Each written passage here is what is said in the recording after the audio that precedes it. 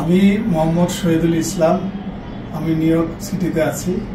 So আমি এই টুটুল ভাইয়ের যে ইউটিউবটা আমি বেশ অনেক দিন যাবৎ আমি ওয়াচ করি এবং তারপরে আমি আমার যে একটা প্লট আছে প্লটের ব্যাপার নিয়ে আমি টুটুল ভাইয়ের কাছে আসছি। এই যে এন ব্লক বসুন্ধরা এন ব্লকে 5 কাঠা জমির উপর বসুন্ধরা এন ব্লকে।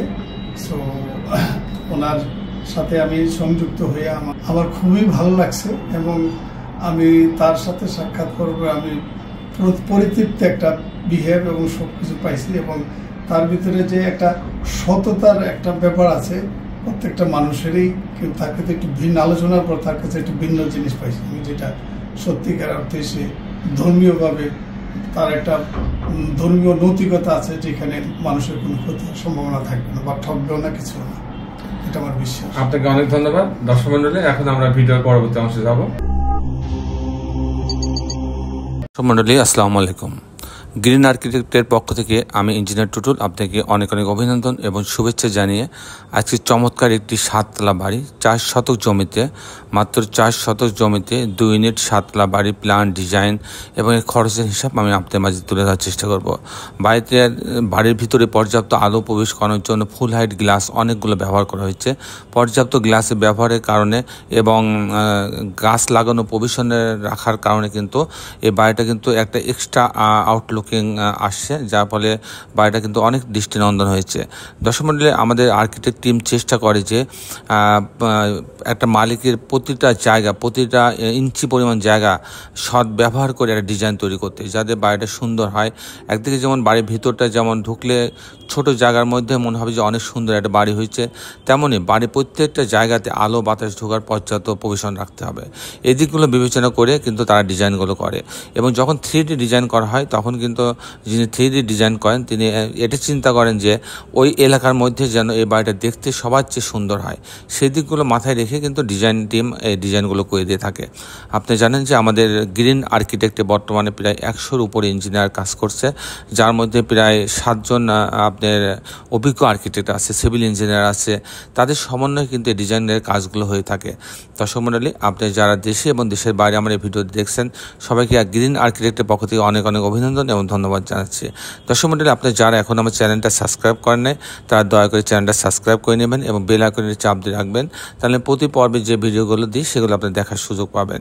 দর্শক মণ্ডলী, আমি আপনাদের সঙ্গে আছি, আমি ইঞ্জিনিয়ার টুটুল। আমি এখনই আপনাদেরকে আর্কিটেকচারাল ড্রয়িং দেখানোর জন্য নিয়ে যাব।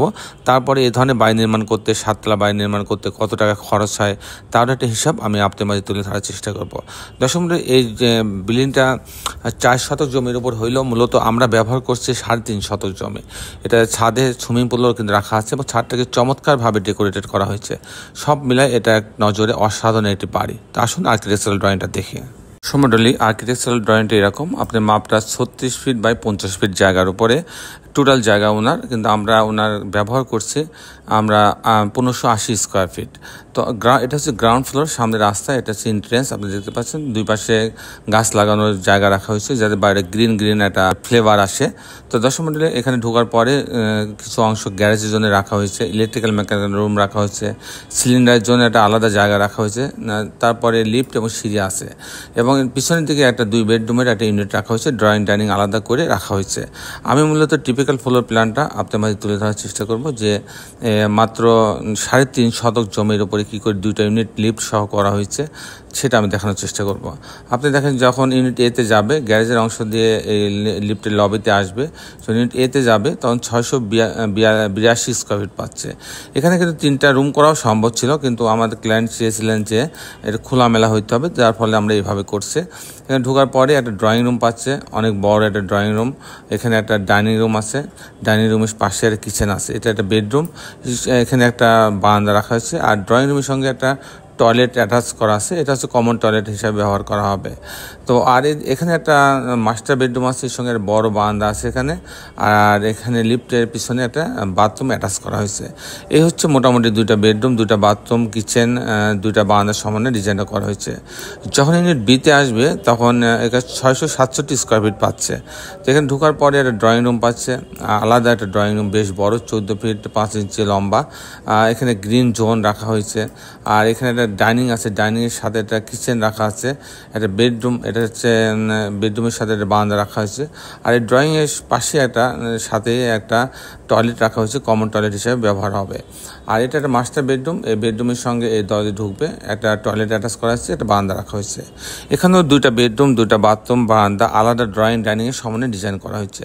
দর্শক মণ্ডলী, এখন আমি আপনাদের দেখানোর চেষ্টা করব যে এই ধরনের বাড়ি নির্মাণ করতে কেমন টাকা খরচ হবে, তার একটা হিসাব আমি আপনাদের মাঝে তুলে ধরার চেষ্টা করব। দর্শক মণ্ডলী, এই ধরনের বাড়ি যদি আমি নির্মাণ করতে চাই তাহলে আমার কয়েকটা খরচ লাগবে। এক হচ্ছে পাইলিং খরচ লাগবে, সেখানে 50 ফিট পাইলিং লাগলে পারে প্রতি শতকে আমার 5 লক্ষ টাকা খরচ হবে পাইলিং করতে।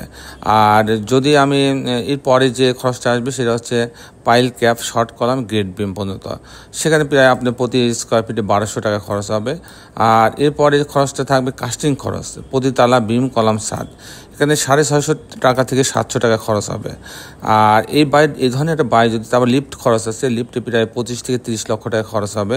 আর এই ধরনের বাড়ি যদি আমি এটা কমপ্লিট করতে চাই, আপনি এরকম ছবির মতো যদি আমি করতে চাই, সব সহ, পাইলিং সহ, লিফট সহ, ফাউন্ডেশন খরচ, কাস্টিং খরচ এবং জানলা, দরজা, গ্রিল, রেলিং, ইলেকট্রিক্যাল কাজ, প্লাম্বিং কাজ সব সহ করতে চাই, তাহলে আমার 2500 টাকা মিনিমাম খরচ হবে পার স্কোয়ার ফিটে। সেক্ষেত্রে এই বাড়িটা তৈরি করতে আমার 2,70,00,000 টাকা খরচ হবে। এই বাড়িটা তৈরি করতে 2,70,00,000 টাকা খরচ হবে। দর্শক মণ্ডলী, এই ছিল মোটামুটি আজকে আমার উপস্থাপনা। আপনি যারা দেশে এবং দেশের বাইরে আমার এই ভিডিওটি দেখলেন, সবাইকে আমি আমার প্রতিষ্ঠান গ্রিন আর্কিটেক্টের পক্ষ থেকে অনেক অনেক অভিনন্দন এবং ধন্যবাদ জানাচ্ছি। দর্শক মণ্ডলী, শেষের বেলা একটি কথা, আসলে আমরা সবাই আমাদের সুন্দর পৃথিবীটাকে সুন্দর রাখার জন্য অন্তপক্ষে একটি করে গাছ লাগাই। সবাই ভালো থাকবেন। আল্লাহ হাফেজ।